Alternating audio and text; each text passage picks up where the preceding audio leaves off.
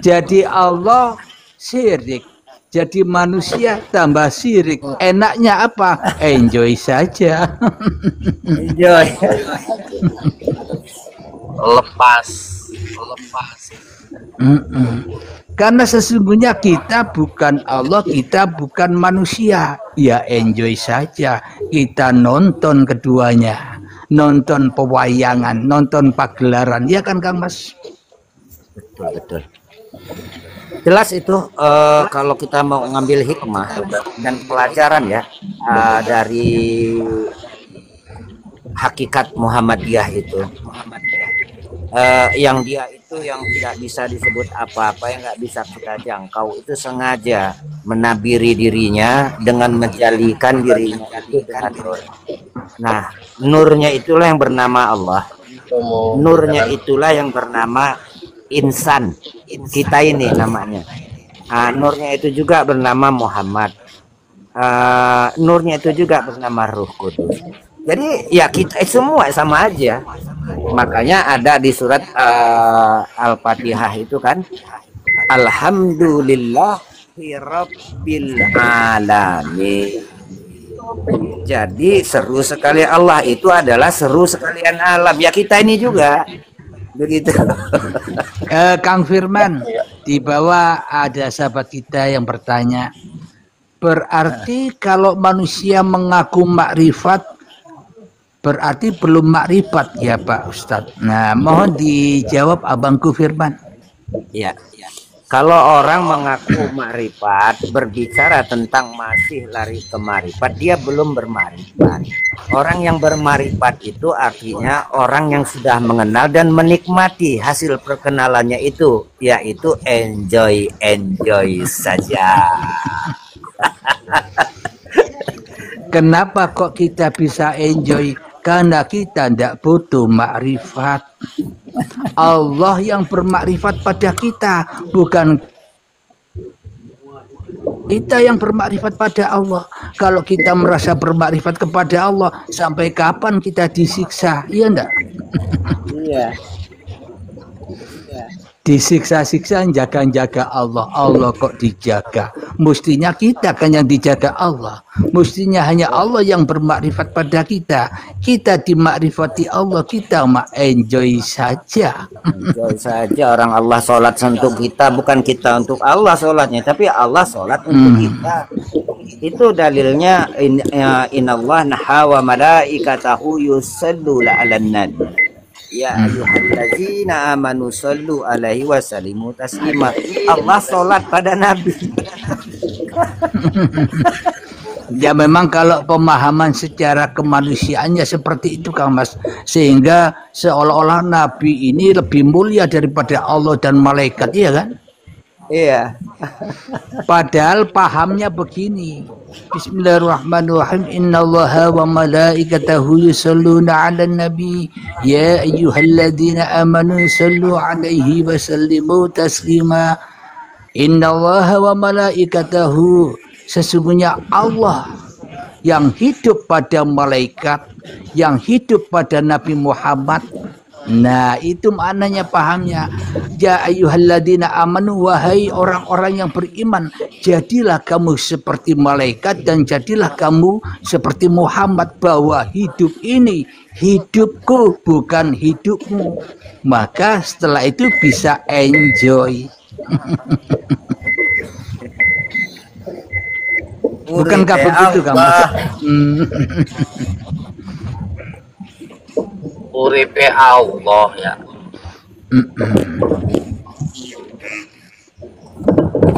Ya kalau manusia kan nggak ada bisa hidup. Kalau jasad ini kan memang mati. Kalaupun ini bisa kena hidup, siapa yang hidup? Ya Allah. Jadi memang kebanyakan manusia takut miskin, takut tidak makan. Padahal yang bisa makan, yang bisa minum, yang bisa ngopi, yang bisa merokok bukan manusia. Manusia tidak butuh apa-apa. Allah lah yang butuh makan dan minum. Maka jangan takut tidak makan, tidak minum, karena Allah butuh kita. Allah butuh kita untuk diperankan. Karena kita baju-bajunya Allah. Kalau Allah tidak memakai baju kita, maka Allah telanjang, tidak bisa dikenal. Ya enggak, Kang Mas?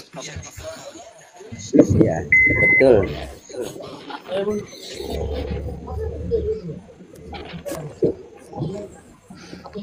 Ini bahasa-bahasa syirik ini yang kita unggah ini. Bahasa-bahasa syirik menurut siapa? Menurut setan. Ya enggak? Karena setan iblis tidak mau disaingi. Bukan Allah yang bisa makan dan minum, kamu yang makan dan minum. Kalau kamu menuduh Allah yang bisa makan dan yang bisa minum, kamu murtad. Kata siapa? Kata setan. Ya setan sama malaikat aja itu iri sama manusia kok. Pengen jadi manusia semua itu. Makanya penciptaan Adam dulu itu kata malaikat itu, buat apa ya Rob kamu ciptakan manusia? Ya itu kan kena iri.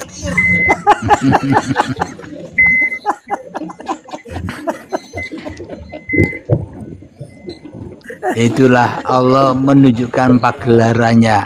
Memang seolah-olah sangat sempurnanya Allah bersembunyi di balik makhluknya, ya kan?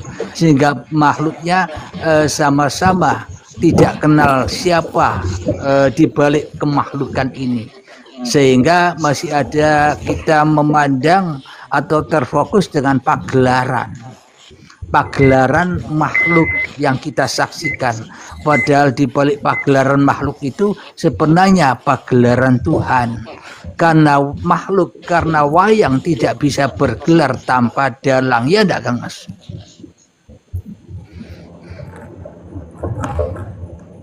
Iya. Ayo Kak Gendri, mantap. Sebentar, saya lagi menikmati melihat udara di pergunungan ini. Awan-awan berterbangan. Lagi di mana berarti ini, Kang Mas? Lagi di Pulau Brangan di gunung. Alhamdulillah. Nikmatnya Kang Mas ya. Jadi yang dimaksud nikmat surga pernah saya tanya, itu Gus. Ada saya pernah tanya, Gus, lanjut. kawan-kawan di Momal. Ya, dia berbicara katanya surga itu adalah tujuan hidup manusia itu nanti, maka berbuat baiklah. Karena surga itu keindahannya luar biasa. Lebih indahlah surga itu daripada dunia ini. Jadi saya bilang, Gus, coba kalau memang surga itu lebih yang pendapat antum itu surga itu paling indah daripada dunia ini, mati aja besok, saya bilang. Oh enggak, nanti katanya kalau sudah takdir mati. Enggak mau, berarti masih indah di dunia dia. Ya berarti kan judul yang saya tampilkan ini kan tidak salah. Manusia tidak mau mati.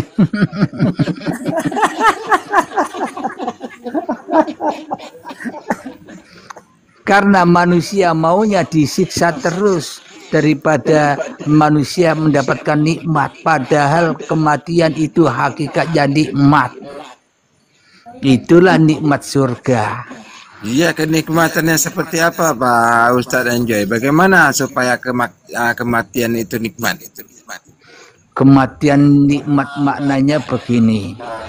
Ketika kita sudah tak punya daya upaya lagi, tak punya penglihatan lagi, tak punya pendengaran lagi, maka disitulah kenyataan Allah yang melihat, Allah yang mendengar, Allah yang beraktivitas.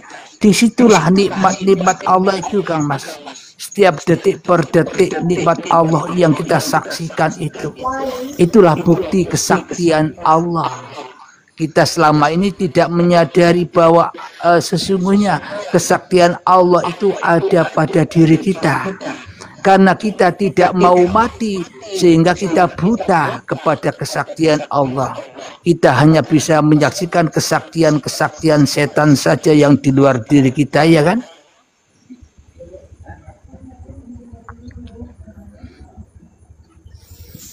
Waalaikumsalam warahmatullahi wabarakatuh. Jadi makna dari surga itu berada di sisi Allah.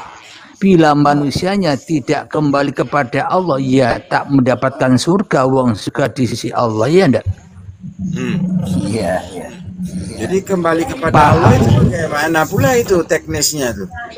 Syukur, Nah. syukur. Alhamdulillahirabbil alamin, itu aja udah. Hah? Bagaimana tuh? Ayo lanjut. Yang maksud dimatikan itu sifat kemanusiaan kita.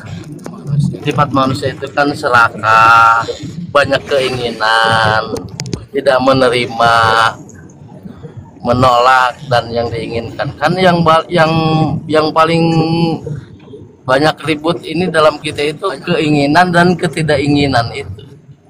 Pada saat kita protes sama orang lain karena orang lain tidak melakukan yang seperti yang kita inginkan, berarti kan belum selesai kita sama diri kita sendiri.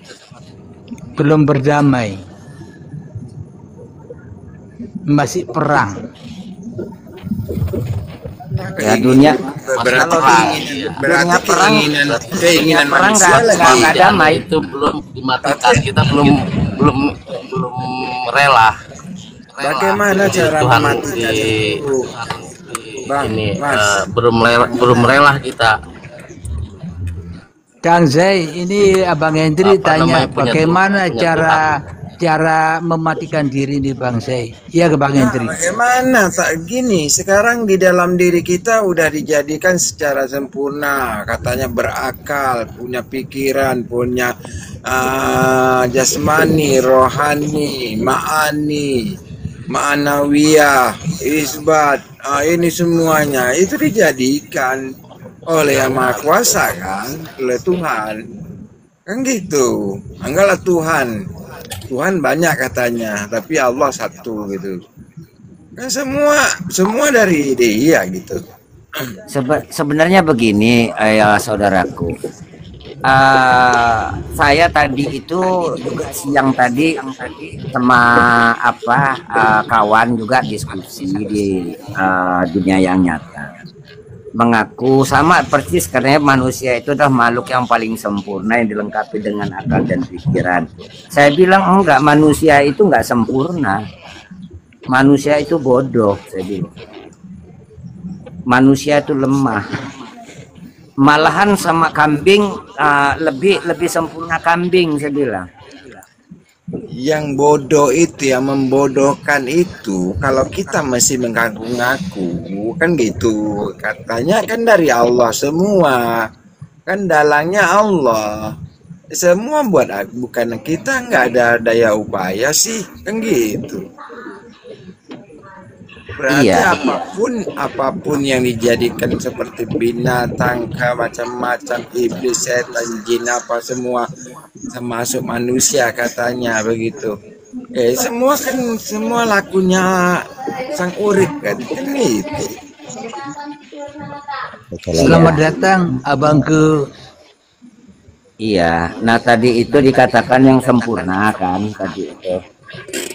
Nah, Iya, kan sempurna itu, yang kesempurnaan kan itu milik Allah kan gitu. Allah menjadikan siapa semua sempurna sih.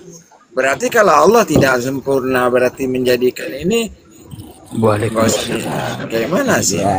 Iya. Coba berpikir lagi. Kita sambut dulu sahabat kita yang baru hadir ini. Assalamualaikum Kang Mas. Assalamualaikum semuanya. Waalaikumsalam warahmatullahi wabarakatuh. Salam kenal ya dari Madura. Madura, alhamdulillah. Silakan. Apa yang mau disampaikan Kang Mas pada kita semua yang masih belajar ini? Coba saya mendengarkan, ya bagus. Alhamdulillah kita sama-sama mendengarkan. Silakan dilanjut abang-abangku diskusinya. Ya enggak apa-apa, cuma dengarkan.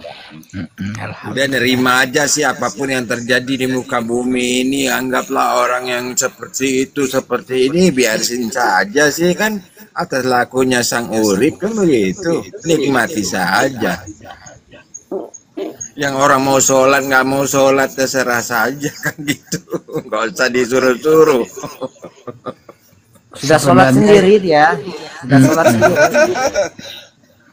Kan begitu Sebenarnya di dalam sudut ketuhanan tak ada satupun manusia yang tidak sholat. Tak ada satupun manusia yang tidak terhubung dengan Tuhan. Seluruh manusia sholat, apapun agamanya. Seluruh manusia dihidupi Tuhan. Itulah yang dimaknai sholat.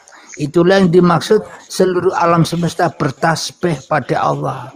Itu pandangan Allah. Tergantung kita di dalam pandangan Allah atau masih di dalam pandangan manusia. Lanjut. Ya pandangan Allah.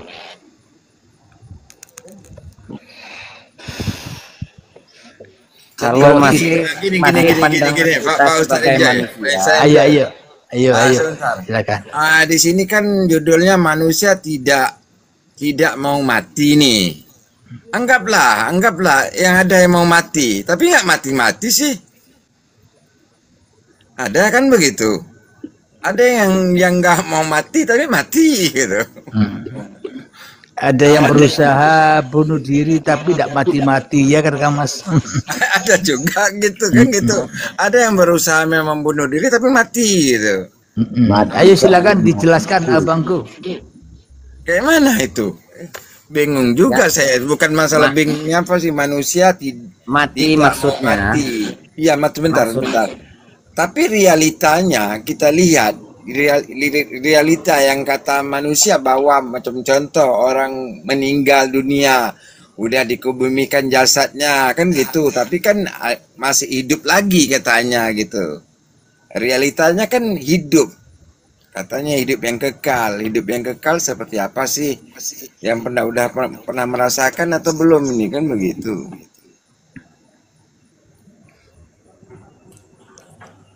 Assalamualaikum yang baru hadir. Coba kadang-kadang bukan bingung sih, tapi coba kita bertukar pikir. Mudah-mudahan ada hikmah di balik semua. Berdiskusi ya. Itu namanya